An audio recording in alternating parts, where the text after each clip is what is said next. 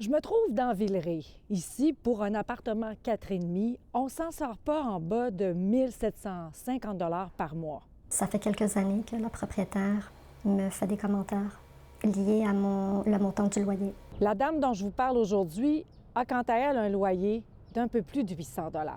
Les loyers dans le quartier sont beaucoup plus élevés que le mien et puis qu'elle n'arrive plus.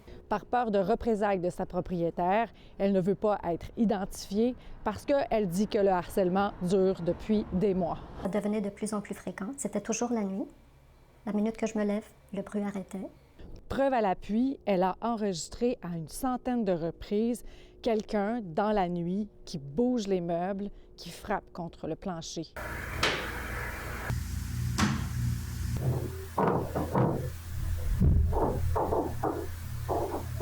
La locataire a porté plainte au tribunal administratif du logement pour obtenir réparation, mais elle a perdu.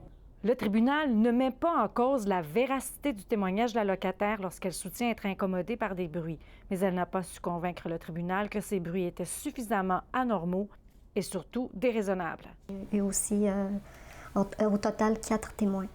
Donc 4 témoins qui ont constaté la même chose que moi. Et mes témoins ont dit qu'ils n'ont pas été capables de dormir, qu'il y avait du bruit constant. En fait, selon cet avocat, les preuves de harcèlement pour bruit, par exemple, sont extrêmement difficiles à faire devant le tribunal. Le harcèlement, c'est qu'il faut non seulement prouver la perte de jouissance due par exemple au bruit, mais il faut aussi prouver quelque chose comme une intention de produire ces bruits-là dans le but de porter atteinte à la jouissance. Après, ça devient une question de savoir qu'est-ce qui est un bruit normal, qu'est-ce qui est excessif. Selon le regroupement des associations de locataires et des comités de logement du Québec, les cas de harcèlement de propriétaires sont en hausse de façon drastique. Cette histoire-là, justement, c'est un cas classique, là. C'est-à-dire que quand on y regarde, la plupart du temps, ce qu'on voit, c'est que la personne paie un loyer qui est peu élevé. La tactique claire en arrière de ça, c'est d'écœurer la locataire.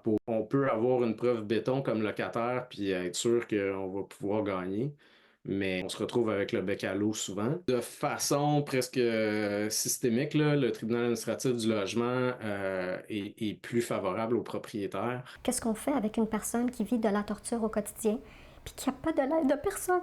J'avais dit à la juge, dans le fond, tout ce que je demande, c'est la paix. C'est juste ça que je demande, la paix. Je veux être capable de dormir la nuit. Malheureusement, plusieurs locataires finissent par partir dans ce genre de situation.